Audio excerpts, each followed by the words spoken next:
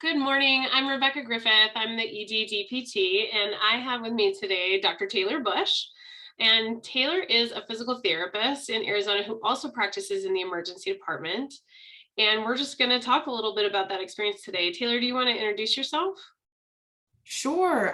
Yeah, like Rebecca said, my name's Taylor. I'm at Flagstaff Medical Center in their emergency department. I'm actually a new grad, so this is my first job out of school, which was a surprise to me, but it's been awesome so far. I love that. And where did you go to school? I went to Northern Arizona University, so here in Flagstaff as well. Awesome. So one of the questions that I always get asked is A, can you be a student in the ED? And B, can you practice as a new grad in the ED? And I know it's not probably the most common thing to have this job right out of school, but I feel like you're the perfect person to speak to that. Yeah, I think it's a lot easier to be a student in this setting than it is to be a new grad coming out, just because especially after COVID, the census was kind of low in a lot of emergency departments. And so they weren't really hiring anyone, whether you were new grad or not. But the trouble is, I think the trouble being a student in the ED is that people just don't even know that it's an option. And so I was lucky enough that we had professors who worked in the emergency department. So they told us about it. And that's what kind of started sparking my interest more and more. And that's why I was able to get one of my clinical rotations in the ED. And then I didn't think that I was going to be hired as a new grad in the emergency department, just because, like I said, because of COVID, but also a lot of programs kind of are established, or they don't have a lot of wiggle room to have multiple practitioners in that setting. And so I just didn't think there was going to be anything available, but kind of like, the stars aligned and timing worked out perfectly. So I was able to snag this position. Now, I bet when you were like growing up and thinking, gosh, I want to be a physical therapist, did it ever even cross your mind that this would be where you'd be right now? No, not ever. I mean, to be fair, my understanding of PT was very limited. I was injured, so I went to an outpatient PT clinic, and that's what I thought the entirety of PT was. I didn't even know that there was an inpatient setting that you could practice in, let alone the emergency department. So I had no idea. I think that's one of the coolest things about our profession, though, is that there's so much space. And still, there's so much space. Like, I have a friend who works for Frito-Lay and also does work in the prison system. Oh So, my I God. mean, I bet you've never heard of that. And then in Colorado, once there was a job posting by our transit authority who wanted a physical therapist just to help manage their bus drivers, Makes sense. to Yeah. keep them healthy and happy and well. So it's definitely an interesting space. Yeah. But what challenges did you feel like you had as a student in this space? Because I know it can be intimidating. Yeah. I think it's chaotic and it's all evaluations. And as a student, that's kind of like, for me at least, was the hardest part. Like I felt good with treatments and follow-up visits, but I was slow with evals and trying to come up with diagnoses. And, depending on the practitioner, people want either a specific diagnosis or not, but trying to manage that and do that nonstop all day as a student was hard initially. I mean, just the documentation alone, I think, can be really difficult if you've just done 80 evals in a day. And I hear my outpatient colleagues saying things like, oh man, I had to see 4 new evals today. And I'm like, Right. yeah, it's hard. It is hard. But I think as a student, it was probably really difficult for you not to see the trajectory of that patient's plan of care. One thing I see with students is often they can't narrow down what their role is in the ED because Mhm. they still want to be that physical therapist who does it all, the one who gets that soccer player back on the field, the one who gets that person back to work, the one that makes that pain completely go away. So what did you feel like, how did you discuss that with your clinical instructor so you could understand like what was next for those patients? Yeah, that's something that Lisa and I actually talked quite a bit about. Lisa Tenbarge was my CI. I had struggled with prognosis. Patients come in, they want to say, what's going on? How serious is it? And then what does the timeline look like for recovery? And as a student who had only done, an outpatient rotation for 10 weeks, it was hard to say with certainty, this typically takes, this amount of time to get better. So I struggled with that and I looked a lot to her, but then she also kind of helped me out. It was like, okay, well, let's do some research, look up certain things and then you can kind of start to establish a timeline that way. So that was really helpful. I think that as an ED PT, you have to really be top of scope Yeah. And you have to have really great vestibular skills, really good musculoskeletal skills, really good patient rapport skills, but you also have to have some pretty solid Googling skills. Yes. Yes. Oh my God. Yeah, I absolutely. feel like I have to Google something like every day. I'm like, what does that mean? Right. So I'm glad to know that it's not just me. No, definitely not. So what do you love most about what you do? Because you seem like I've been following you on Twitter. Everybody should follow Taylor on Twitter. From when you've been a student to where Yeah. you are now, thriving in this environment. And so it seems like it fits you so well, but I want to know why it fits you. Well, thank you. I think for me, I really struggled with the monotony of one of my outpatient clinical rotations. Like it just felt very much the same every single day. And part of that is my own fault of like, oh, it's of someone with a knee injury and I just go back to my kind of, bag of tricks. But I don't think you really get the chance to do that in the ED. It's so different. You show up and you're just kind of like, all right, what's it going to be? How many people are already waiting for me? Am I going to see anyone today? And it just keeps things so interesting. I'm seeing diagnoses that I don't think I would ever see if I was in an outpatient setting. I'm getting to work one-on-one with doctors and ortho, trauma surgeons, nurses, like all of these people. And we're sitting there having like what feels like a very level conversation about this patient and their care. And I just think, yeah, like you said, it's top of scope. Like you're just practicing at the top of your license and getting to do all these cool things that I never saw for myself as a PT. So I really enjoy it. I think you speak to the teamwork aspect of it. And that's one of my favorite parts. Like, I feel like if you've been in an outpatient clinic and you've ever tried to get a hold of a physician on the phone, it's hard. Right. Maybe you could get them by email sometimes, even in a hospital acute care setting. Sometimes you never speak to the physician team. Or Exactly. maybe you'll send them a message or you just do it all through documentation. But I feel like in the emergency department, it really is a team-based sport. Yeah. So I know that I typically work with physicians, nurse practitioners, physician assistants, pharmacists, paramedics, social workers, case managers. How is it in your setting? Yeah, it's very much the same. We have social workers down there, nursing, doctors. We have consulting physicians that come down, when requested. The EMTs, security. Like it is very much a collaborative effort, and in my head, I always had this like hierarchy of like the doctors are way up here and they're scary people. And like you said, like we don't ever really interact with them. And then you can just imagine like everything that you hear about ED physicians is so true. Like they're just chill, laid back people. And it's just so funny because it completely exploded this idea that I had in my head of what a doctor was like. And they just are very, welcoming, and they really do look to us as experts about certain things. And it's Exactly. absolutely shocking. Yeah. But Taylor, you are also what a doctor looks like. Thank you. You are a doctor who has a place in the emergency department and you are out there crushing it. So what do you think that you bring to that team? I think that, obviously as a PT, we bring that knowledge about the musculoskeletal system. And a lot of times the role of an ED physician is to say, are you dying? And if you are, what can I do to make it so that you are not dying? And so when people come in with a knee injury or an ankle injury because they're scared and they want to make sure they didn't break anything, I think the value of PT is huge there because, okay, you didn't break something, but there's 100 other things that could be wrong, in that setting. So I think that's a lot of our value. And I think also understanding what it means to send someone home from the ED. Like, I think, again, once they say, oh, this person is medically stable, we think, oh yeah, okay, they can just go home. But the PT aspect of it is, are they able to mobilize? Do they have the help that they need at home? Do they have stairs? Has anyone taught them how to go up the stairs with, any of this new medical equipment that we give them? So I think there's a lot of value that PTs can bring.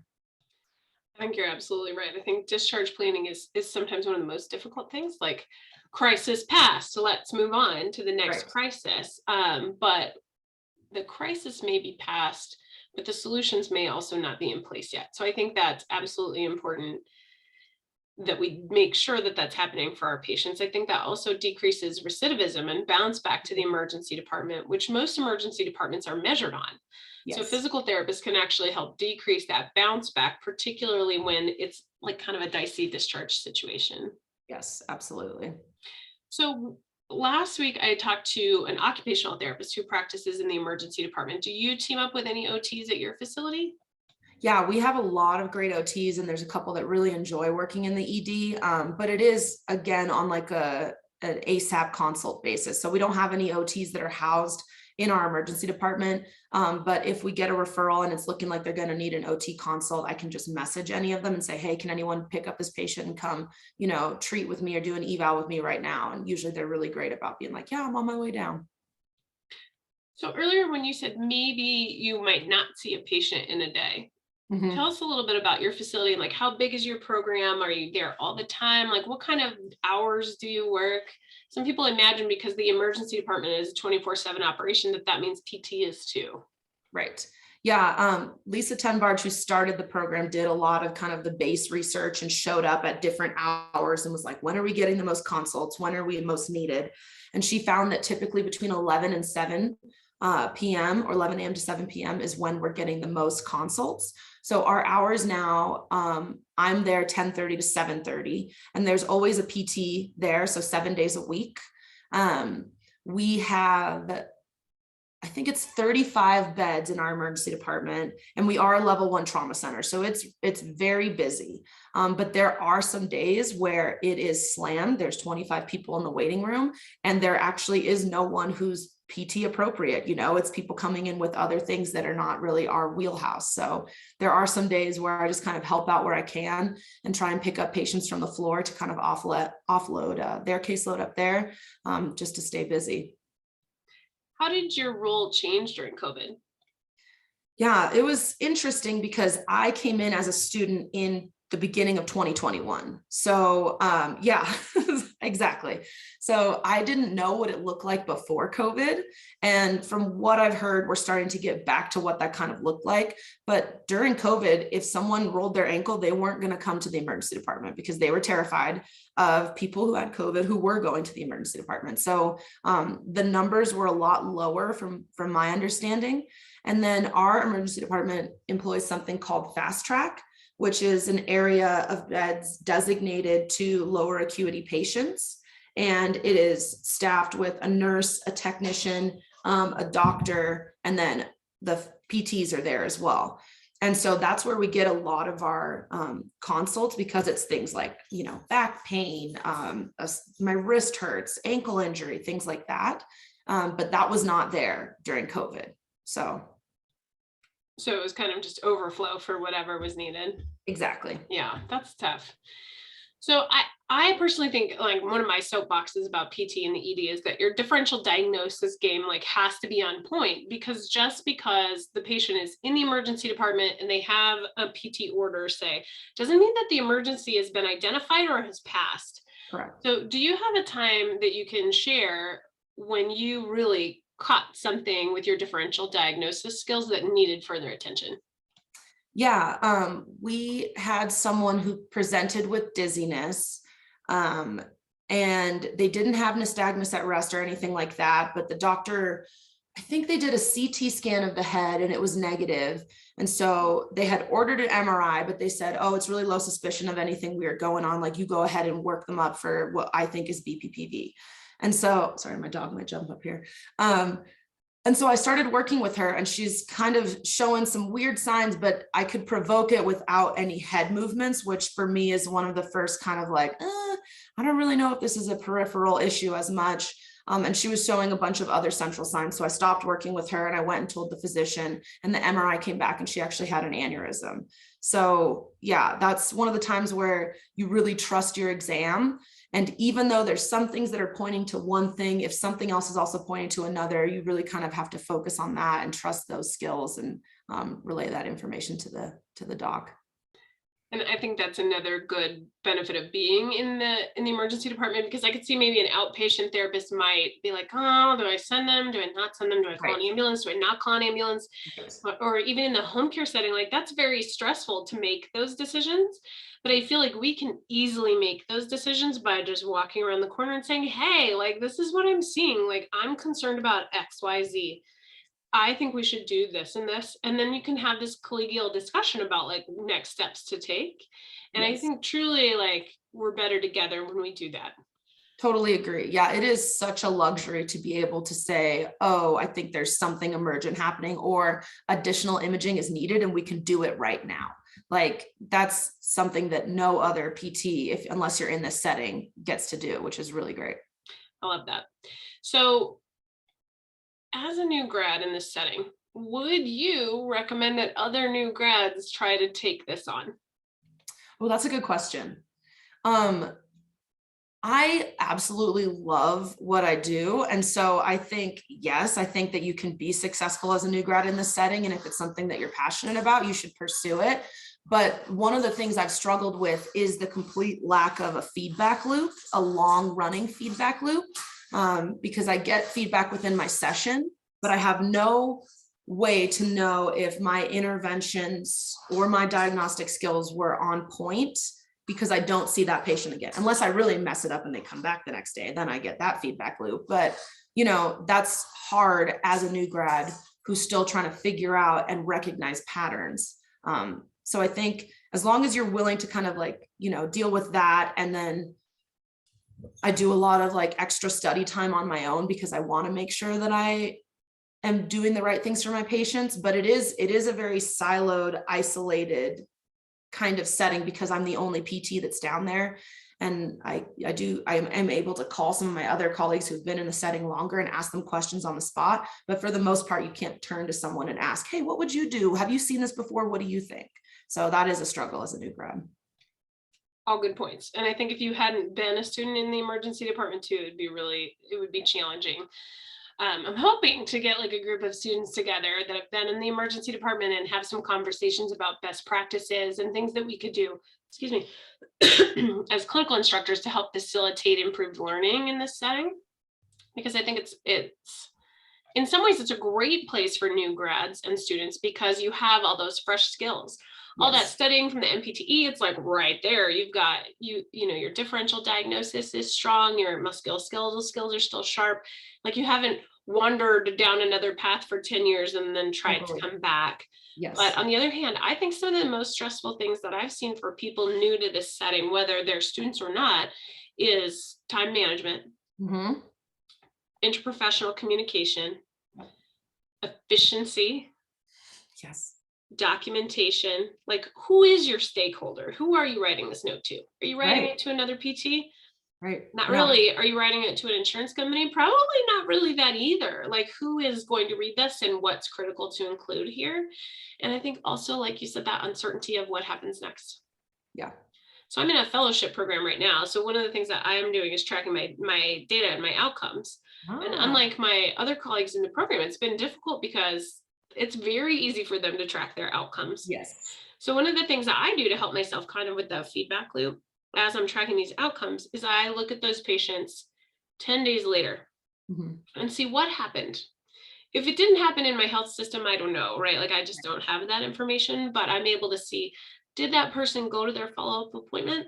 Did they follow up with their PCP? Did they end up getting more imaging? Did they come back to the hospital? What was really, at least as far as the story can show, the outcome of that interaction together? Right. So every once in a while, there are some really great things, like this patient went to outpatient PT and they said their neck pain was so much better after going to the emergency department. And then sometimes you don't have any information, but it's hard. I agree with you that can be isolating and also sometimes make you wonder whether you're making a difference. Totally. Yeah. Lisa, not Lisa, but I think our hospital did some research to say what was the biggest referral source for our outpatient clinic that was associated with the hospital. And at that time, it was actually the emergency department. So there was an opportunity, and there probably still is an opportunity, to use that as a way to kind of, like you said, track data and outcomes and follow up and things like that, because it seems like when we refer them to our outpatient clinic, they go. So yeah, that's something to look into. That's great. Yeah. Tell me about a time when you did feel like you really made a difference, you knew it, thank goodness you were there, your cup was filled, the patient's cup was filled, it was just the perfect outcome. Right. I think, it's someone who came in with an acute episode of back pain, but they've had chronic back pain for years. And this person was was so interesting. An older gentleman with a history of alcohol abuse. He had lived in a group home. You know, there were all of these other psychosocial aspects to his injury and his pain.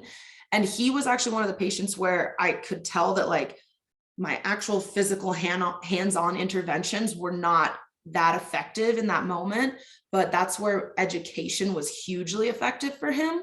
No one had given him like a pain science or chronic pain talk. And so I kind of opened that door with him and started talking to him about it. And he was thankfully very receptive to it and was able to understand what I was talking about. And he actually was able to walk out of there when he came in a wheelchair because his pain was so bad.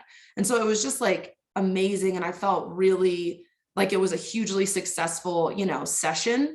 And I think it also speaks again to the value of PTs in this setting, because had no one been able to give him that conversation, it might have gone a little bit differently. But I think that's one of those treatment sessions that sticks in my head and is like, oh yeah, you don't always have to like do an intervention to this patient physically. Sometimes the education that we provide them and the peace of mind is the most important thing that we can do. I think that peace of mind is a big thing, because you usually don't come to the emergency department unless you're really scared or impaired. So I think that's absolutely a value. I noticed too, like when I hand people like a patient satisfaction questionnaire about PT and the ED, I'm always like stressed, particularly if I feel like I didn't really help them. Like I'm like, well, like I did my best, but maybe it wasn't like, maybe I didn't really solve the problem. Right. And I think we beat ourselves up and we try to solve the problem a lot. But what I've found is it doesn't really matter to the patients whether you've fixed it, you know, like it matters how you made them feel and how you prepared them for what's next. Because that's usually what people will write. They'll write very satisfied, clear on next steps, like I'm feeling better. Even if I feel like maybe I'm a little too critical of what I did and that it wasn't good enough. So I think that's part of being in the ED too.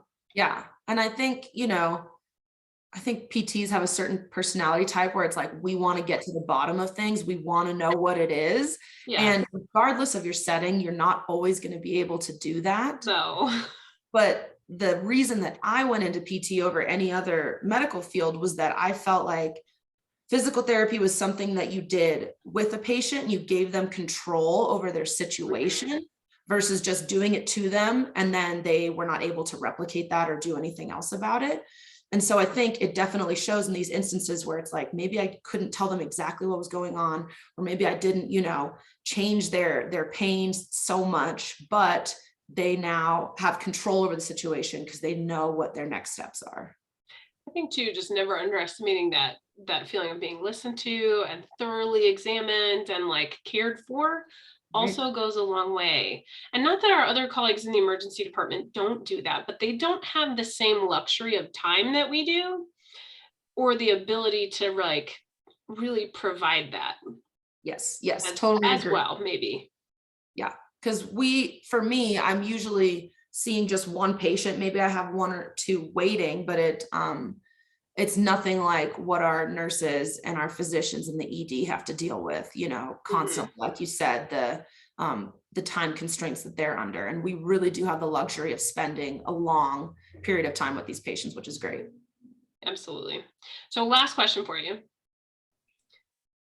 If somebody out there is watching this and they are thinking about trying to start a PT in the ED program at their hospital, what would you tell them? Oof. I'd say do it, because I can't imagine a situation that it wouldn't be beneficial. It just is always going to be beneficial for the patients, the other practitioners in that setting, you know, the hospital itself. But I think that it's something that sometimes can be hard to justify financially. And so I think doing the research about what kind of steps need to be put into position before you start it. And luckily there's like a ton of resources available now. I know they're reworking the APTA toolkit, which will have more information that way. But from what I've seen, the EDPTs out there are the best. You guys are like so welcoming and are just willing to like talk about it, you know, give away the secrets, be like, this is what it takes to be successful. These are the obstacles you have to overcome. So I think my advice would be definitely do it. And the second piece would be reach out to multiple of us that are working in this setting, because, you know, especially the people who have started the programs, you guys have all of the secrets and know kind of how it's going to be successful. I love it. I really appreciate you taking the time today to be with us. And I think you're coming to the Journal Club in May, right?